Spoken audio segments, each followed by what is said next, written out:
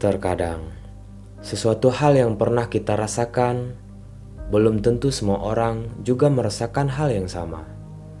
Demikian dengan manusia, mereka adalah makhluk yang sampai kapanpun tidak akan bisa untuk saling memahami. Di sini, kita dikagetkan lagi sebuah kasus penculikan misterius yang pernah terjadi di Jepang. Adapun kasus tersebut telah kami rangkum dengan sebaik-baiknya. Untuk itu, mari kita bahas. Sebelum kita membahas kasus tersebut, carilah posisi ternyaman Anda agar bisa menikmati di saat waktu kosong Anda. Dan jangan lupa subscribe channel ini agar channel ini makin berkembang dan senantiasa memberikan informasi kasus-kasus yang ada di dunia ini. Selamat datang di True Story.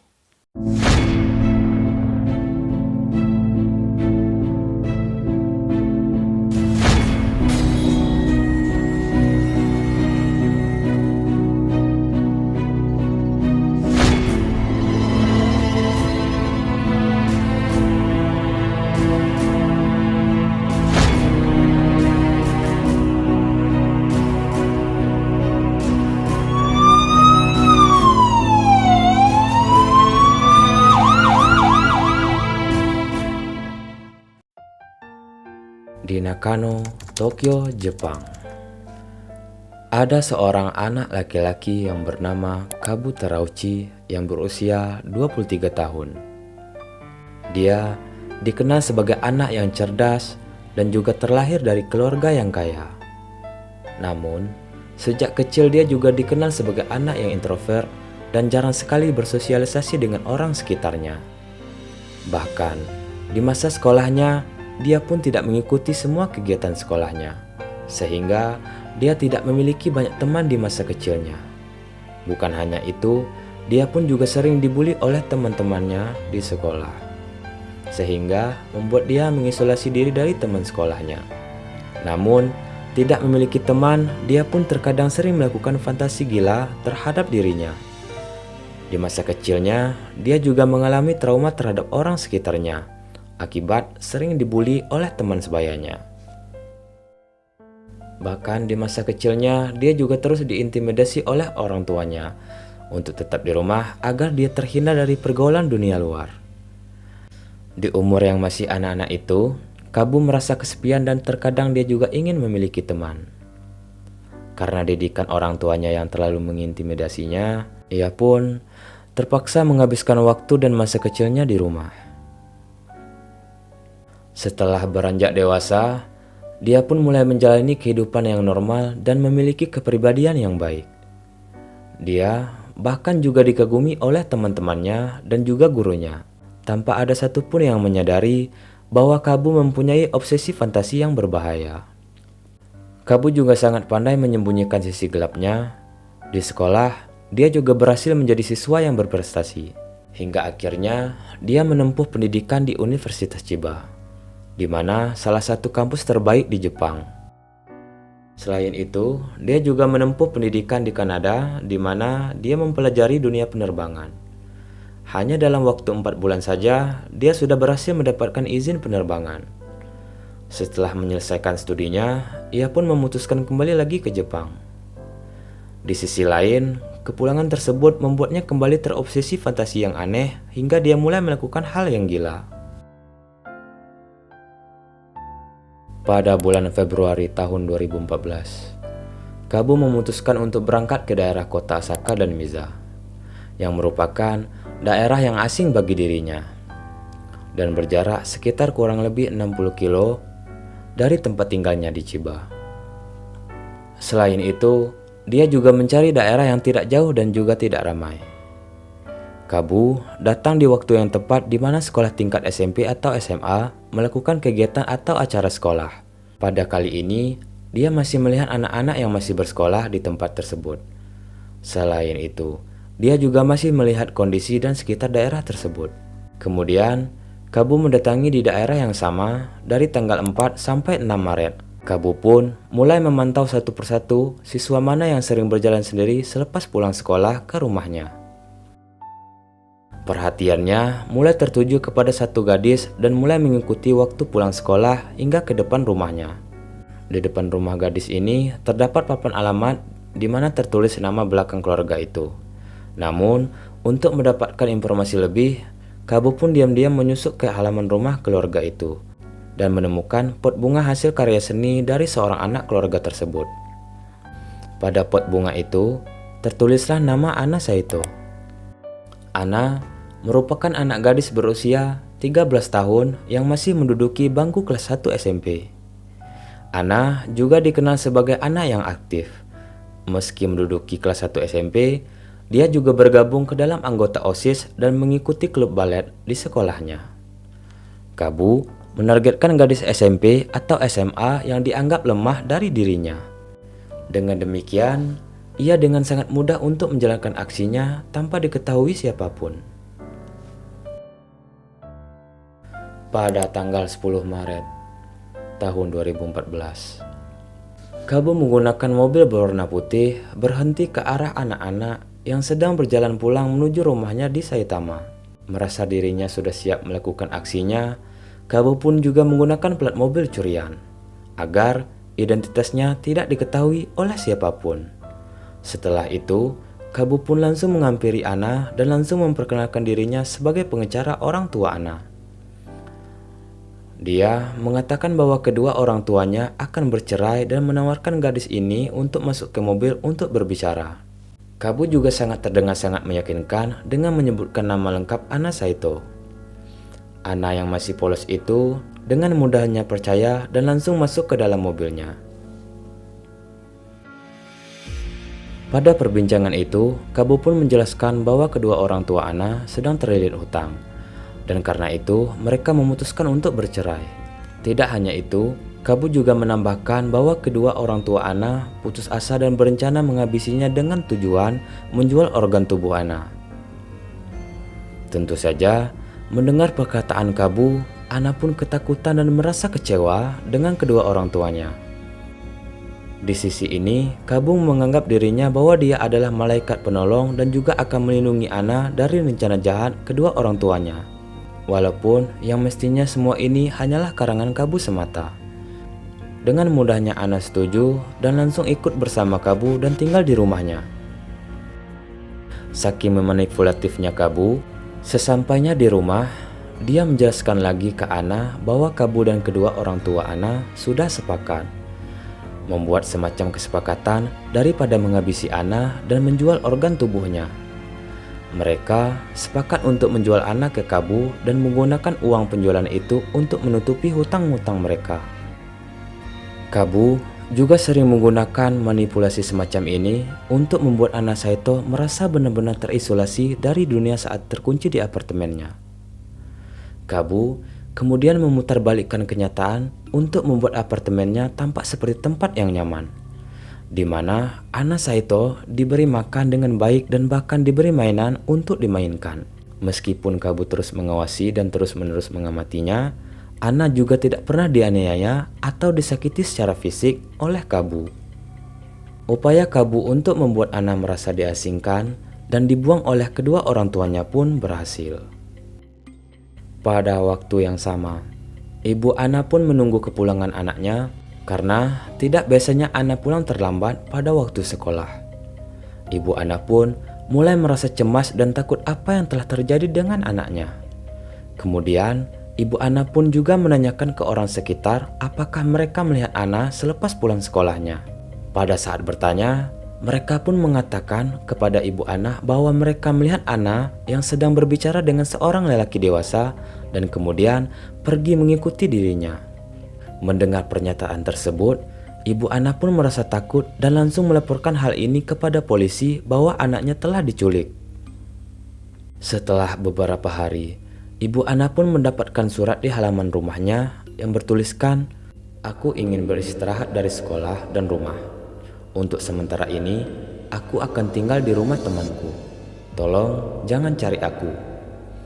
Rupanya, semua yang tertulis di surat tersebut bukanlah kemauan Ana, melainkan Kabulah yang memaksa untuk menulis surat tersebut. Orang tua Ana menjalani penuh dengan kecemasan dan juga kegelisahan tanpa ada satupun petunjuk di mana keberadaan Ana. Kemudian, di hari ke-9 kehilangan Ana, orang tuanya menerima surat lagi yang bertuliskan, "Aku baik-baik saja. Aku meminta maaf karena menyebabkan banyak masalah dalam keluarga. Aku bersama siswa SMA yang aku temui secara online. Tolong jangan cari aku." Orang tua Ana pun mengonfirmasikan kepada polisi bahwa itu benar adalah tulisan anaknya. Namun, polisi telah melakukan pengecekan baik handphone maupun komputer Ana. Tidak ada penelusuran yang memungkinkan bahwa Ana melakukan kontak dari siswa SMA yang dia temui secara online itu. Berita penculikan dan kehilangan Ana itu sempat mengebohkan negeri Sakura pada saat itu. Orang tuanya yakin bahwa Ana pasti dipaksa. Dia tidak mungkin pergi atas kemauannya sendiri. Namun, kurangnya petunjuk dan informasi, kasus hilangnya Ana masih belum terpecahkan pada saat itu.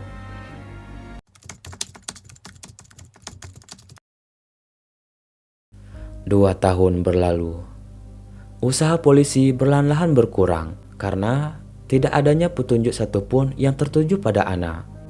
Orang tua Ana merasa pihak dari kepolisian sudah menyerah menanggapi kasus kehilangan anaknya. Selama diculik, Ana dikurung di apartemen Kabu yang berlokasi dekat dengan kampus Universitas Chiba. Sebenarnya, dia tidak terlalu dibatasi dan dibolehkan keluar apartemen beberapa kali, tapi masih dalam pengawasan Kabu. Dalam 2 tahun itu, Ana pun sempat ingin melarikan diri dari Kabu di apartemennya. Pada hari pertama ia melarikan diri, Kabu secara tidak sengaja membiarkan pintu atau jendela yang tidak terkunci saat dia pergi sekolah atau bekerja. Dan kemudian, Ana Saito pun berhasil melarikan diri dari penculiknya. Sayangnya, pertama kali gadis itu mencoba melarikan diri, dia memohon bantuan dari seorang ibu yang sedang bermain dengan anaknya yang masih kecil. Sehingga, seorang wanita itu pun tidak menganggap serius apa yang dikatakan Ana. Setelah itu, Ana pun juga mencoba melambaikan mobil patroli anti kejahatan yang terus melaju tanpa melihatnya. Ana pun merasa usahanya sia-sia, sehingga memutuskan kembali ke apartemen sebelum Kabu pulang dari kerja. Pada saat Kabu pulang, Ana pun berusaha bersikap biasa-biasa saja. Dalam apartemen tersebut, Ana pun terus memikirkan bagaimana caranya dia bisa kabur dari apartemen tersebut. Kemudian setelah itu, Ana pun kembali lagi pergi ke tempat yang sebelumnya ia pernah datangi. Dia pun melihat ada seorang wanita yang berada di sana. Tanpa rasa ragu, Ana pun mendatangi wanita itu dan langsung mengatakan apakah dia bisa menolongnya. Namun di waktu itu, Ana pun lagi-lagi tidak diacuhkan lagi oleh wanita tersebut. Pada waktu itu, Ana pun merasa bingung dan takut.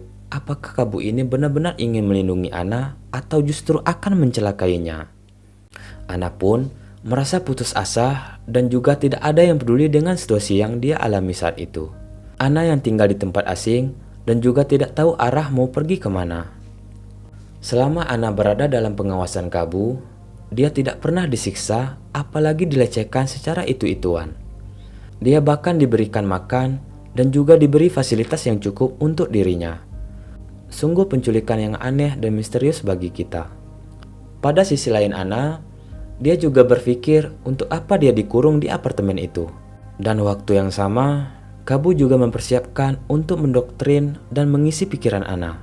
Dalam pengawasannya, Kabu juga mempelajari kasus penculikan yang pernah terjadi kepada Fusako Sano yang terjadi pada tahun 1990, di mana dia diculik saat berusia 9 tahun dan harus kehilangan masanya selama 10 tahun karena terjebak dengan penculiknya. Kasus Fusako Sano ini menjadi motivasi utama Kabu untuk melakukan aksi yang dia lakukan. Saat melancarkan aksinya, Kabu tertarik pada obat-obatan yang dapat menimbulkan halusinasi pada penggunanya. Dia menggunakan salah satu biji tanaman khas Jepang bernama Morning Glory. Tanaman ini dapat memberikan efek halusinasi sampai batas tertentu. Selain itu, tanaman ini juga sangat mudah untuk dipahami oleh Kabu. Kabu sering menyempurkan biji Morning Glory ini ke dalam makanan Ana.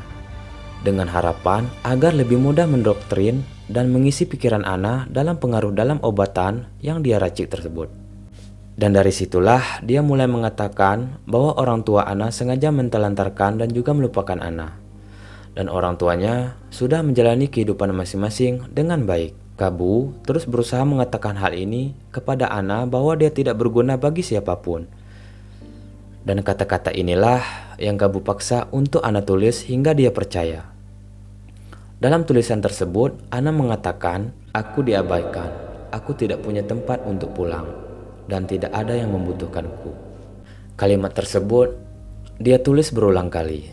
Namun di sisi lain, Kabu juga terus memperhatikan tulisan Ana dan juga terus membaca buku harian Ana. Tapi di kertas yang lain, Kabu menemukan tulisan Ana yang bertuliskan, "Aku ingin melarikan diri." Melihat tulisan tersebut, Kabu pun mulai berhati-hati dan juga membeli gembok agar Ana tidak bisa melarikan diri dari apartemen itu. Kabu juga memasang CCTV di apartemennya guna untuk mengawasi pergerakan Ana.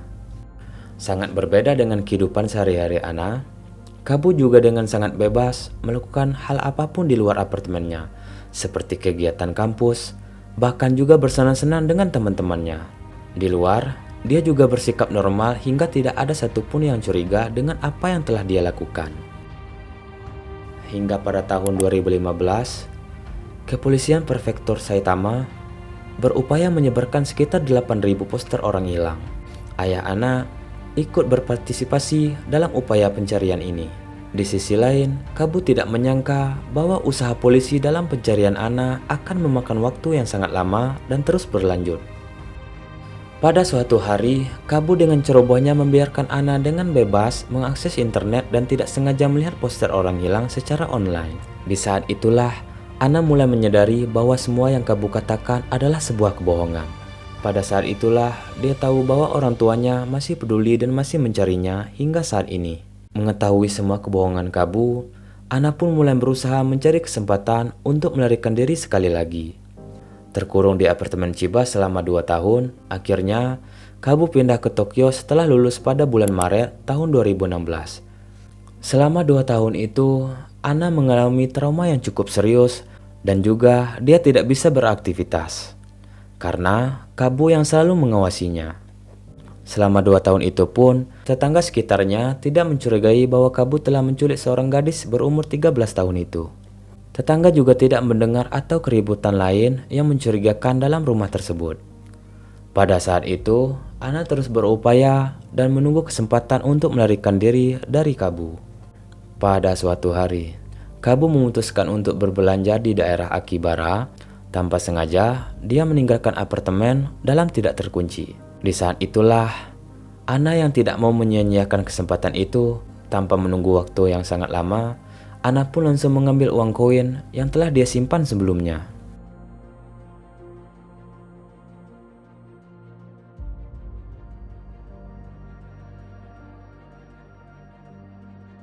Pada tanggal 27 Maret tahun 2016, di tengah perjalanan melarikan dirinya, Ana langsung menuju ke stasiun kereta. Dia melihat ada telepon umum dan langsung menggunakan uang koinnya untuk menelpon ibunya. Mendengar suara anak yang hilang 2 tahun itu, ibu Ana pun tiba-tiba shock dan bahagia mendengar kabar dari anaknya. Meski lega mendengar kabar putrinya, ibunya menyuruhnya menutup telepon dan segera menelpon polisi agar dia bisa diselamatkan. Ana pun langsung melakukan seperti apa yang diinstruksikan oleh ibunya. Tak lama kemudian, polisi pun tiba.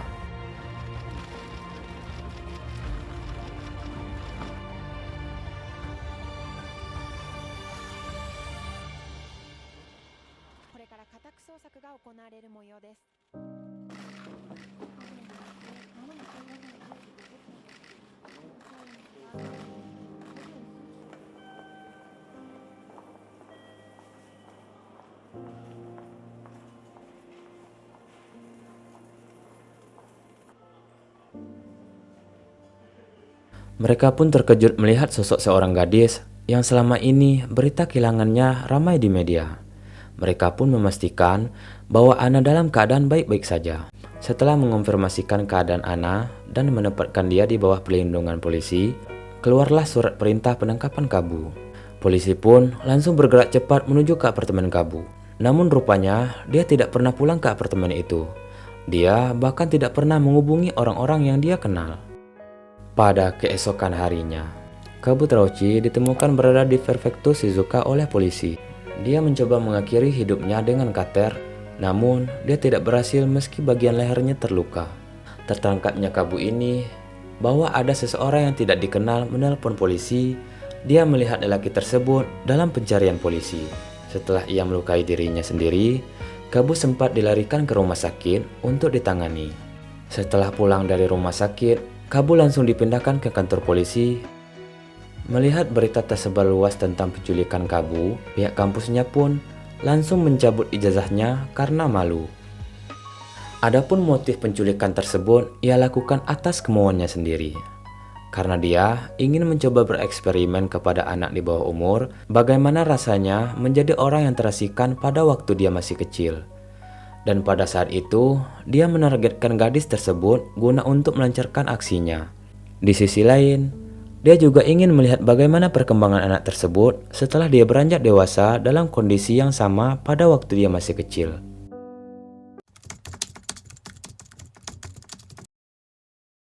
Dalam persidangan tersebut, dia mengaku bahwa dia telah terobsesi menculik orang sejak dia masih duduk di bangku sekolah dasar, yang pada akhirnya dia mewujudkan obsesi gelapnya itu pada saat dia berusia 23 tahun.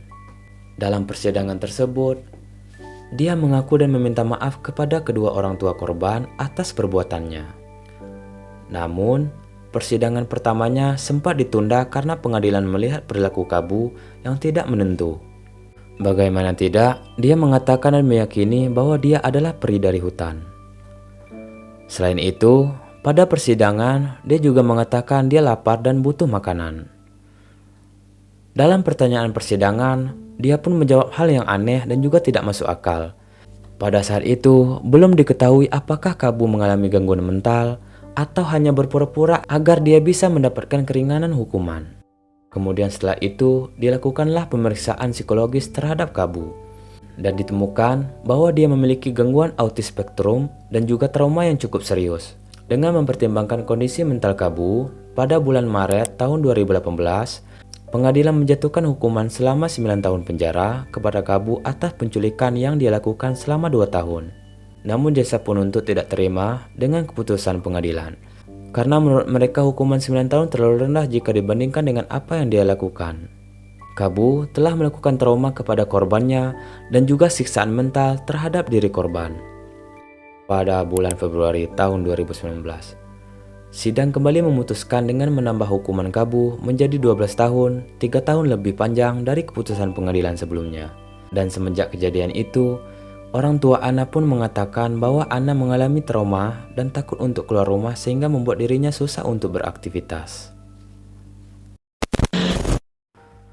Dalam kasus tersebut mengajarkan kita akan pentingnya pengawasan dari orang tua maupun orang terdekat kita, agar kita terhindar dari kejahatan dan juga tindakan kriminal lainnya yang akan mengakhiri hidup kita. Untuk itu, tetaplah waspada dan sampai jumpa lagi di story selanjutnya.